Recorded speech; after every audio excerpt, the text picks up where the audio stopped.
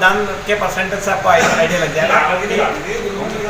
नहीं, हम आवश्यकता पड़ेगी अगर इनको लगेगा कि भाई अभी तो खाली एक चुनाव आयोग पर हमने आरोप लगाया, अगर लगेगा इसमें बड़े पदाधिकारी भी इसमें सहयोग करें तो छोड़ना पड़ेगा, क्योंकि देखो असर क्या पड़ेगा जब ये मतदान होगा उसके परसेंटेज से आपको आइडिया लग जाएगा कि चुनाव में ये सही है कि हम विरोध कर रहे हैं, हम सही है, हम सच्चाई के साथ विरोध कर रहे हैं। हमने लिखित मांग करी है, रिक्वेस्ट की है कि और आप व्यापारी को गुमराह कर रहे हैं। 3666 में आपने ये 1800 व्यापारी को बांटे पहचान पत्र, 3666 को बढ़ना चाहिए और 2022 का 21 में चुनाव रहे तो 2022 का नहीं बैठना चाहिए। नहीं वो ठीक है, बनाएंगे ना हम दूसरे में जाएंगे। हम इनकी गतिविधि अगर ऐसे ही बनी रही तो अपने अपने जिम्मेदारी पद से तय पर दे सकते हैं, कोई बड़ी बात नहीं। आवश्यकता पड़ेगा अगर इनको लगता है कि अभी तो हमने केवल निर्वाचन प्रक्रिया पे आरोप लगाया, क्योंकि हल्द्वानी शहर में देखा है सब ऐसा नहीं है।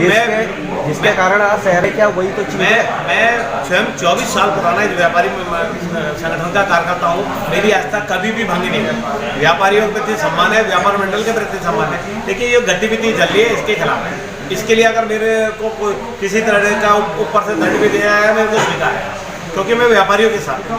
व्यापारी आज भी समर्थन में है कि भाई आपको लग रहा है, और हमने रिक्वेस्ट की है कि आपको ये तय करना कि ये जो चुनाव प्रक्रिया गलत चल रही है या हम गलत है। हल्द्वानी में प्रांतीय उद्योग व्यापार मंडल के चुनाव होने वाले 2 अक्टूबर को एक दिन केवल शेष रह गया है और आपके द्वारा चुनाव बहिष्कार किया गया, क्या मामला है? महोदय, चुनाव बहिष्कार तो हमारा उसी दिन हो गया था जिस दिन नामांकन की लास्ट डेट थी और नामांकन वापसी की जो डेट थी। हमने लिखित में इनसे मांग की थी, उस मांग के आधार पर इन्होंने हमें आश्वस्त किया था प्रत्याशी को और व्यापारी प्रतिनिधियों को कि चुनाव या तो उनका नामांकन रद्द किया जाएगा या प्रमाण पत्र एकत्रित होंगे।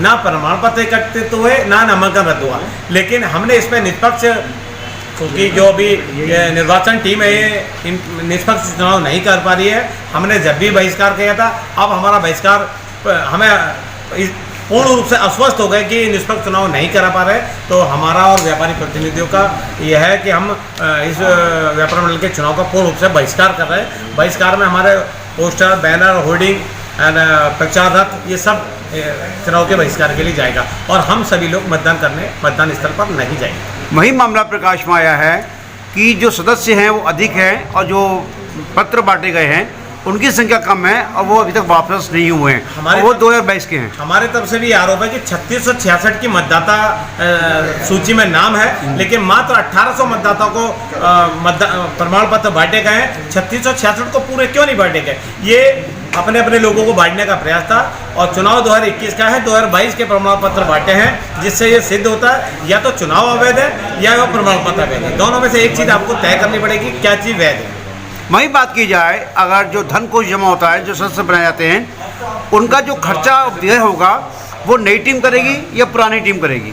3666 जो मतदाता बने हैं इस 2021 में, उनका धन लगभग 7,33,200 रुपये बनता है। लेकिन आप इन निर्वाचन अधिकारी महोदय से पूछ सकते हैं क्या ये धनराशि आपके पास है?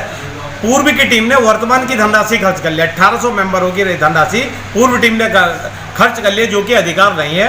2021 में जो भी टीम बन के आएगी उनको अधिकार था ये 3666 की धनराशि का किसी भी तरह का वहन और खर्च करने का। जैसे आपके द्वारा चुनाव बहिष्कार किया जा रहा है, तो क्या मतदान स्थल पर आप धरना देंगे या बैठेंगे या जो मतदान करने आएंगे उनको मना करेंगे? हमारे पास जो मुझे जो जिम्मेदारी सौंपी गई थी मतदाता बनाने की, 84 मैंने अपनी संस्था बुक से मतदाता बनाए थे, उनको एक एक को मतदाता पहचान पत्र भेज दिया। वो व्यापारी की, सम्मानित व्यापारी के प्रति हमारा सम्मान है, लेकिन अब इस प्रक्रिया को लेकर हमारा जो बहिष्कार है, जो व्यापारी को लगता है कि अगर हम निष्पक्ष चुनाव की मांग कर रहे थे और ये निष्पक्ष चुनाव नहीं हो रहा है, तो वो व्यापारी मतदान करना है, उनको पूरा अधिकार है, आए या ना आए। लेकिन इस चुनाव परिणाम से आपको तय हो जाएगा, मतदान के दिन तय हो जाएगा कि इस निष्पक्ष चुनाव के खिलाफ कितने लोग हैं या अच्छे चुनाव के पक्ष में कितने लोग। क्या व्यापारी आपके समर्थन में आएंगे? अब ये तो व्यापारी पे के विवेक पे बनता है। हम सम्मानित व्यापारियों का सम्मान करते हैं, अगर उनको लगता है कि हम निष्पक्ष चुनाव की मांग कर रहे थे तो वो हमारे समर्थन में आएंगे और 2 तारीख को और गिनती जब होगी इससे आपको आभास हो जाएगा कि कितने लोग सम्मानित मतदाता इस मतदान केंद्र में मतदान करने हैं। इसके बाद आपका अगला कदम क्या होगा? ये तो अभी हमारी निर्वाचन अधिकारियों से मांग थी। अगर निर्वाचन अधिकारियों का पक्ष वरिष्ठ पदाधिकारी लेते हैं और वरिष्ठ पदाधिकारी अगर इस पक्ष में रहते हैं तो आवश्यकता बढ़ी तो अपने पदों से भी इस्तीफा दे सकते हैं, कोई बड़ी बात नहीं। मतलब कोई आप विरोध नहीं करेंगे, कोई धरना प्रदर्शन नहीं करेंगे, किसी को मना नहीं करेंगे? बस हमारा जो विरोध है चुनाव बहिष्कार को है, इसकी कार्यप्रणाली को लेके पूर्ण रूप से इसका प्रचार प्रसार कैसे करेंगे आप? पूरा प्रचार, होल्डिंग, बैनर, पोस्टर ये सब लग रहे हैं, प्रचार वाहन घूमेगा, जिससे हम निवेदन करेंगे। हमारा सिर्फ इनका उद्देश्य मात्र चुनाव कराना, सही हो या गलत हो, सही गलत का कोई डिसीजन नहीं, इनका उद्देश्य केवल। अच्छा, एक अंतिम सवाल। पिछले कई वर्षों से देखा गया चुनाव नहीं हुए हैं, लेकिन एक ही व्यक्ति एक पद पे लगातार विराजमान रहा, ये संभव कैसे हो गया? ये जो चुनाव का जो कार्यकाल है 3 वर्ष का होता है, जो 15 से 18 तक कार्यकाल खत्म हो गया था। किसी तरह चुनाव ना कराए जाए, पद पे बने रहे, 15 तक बने रहे, 16 तक बने रहे और 17 तक बने रहे। कार्यकाल खत्म होने के बाद चुनाव 18 लास्ट में नहीं हुआ, चुनाव 19 में नहीं हुआ, 20 और 21 चले, कोविड आ गया, लेकिन कोविड की आड़ लेके इन्होंने चुनाव नहीं कराए क्योंकि ये नहीं चाहते थे कि चुनाव हो। मतलब अपना वर्चस्व जमाए रखना हमको। जी जी जी, धन्यवाद।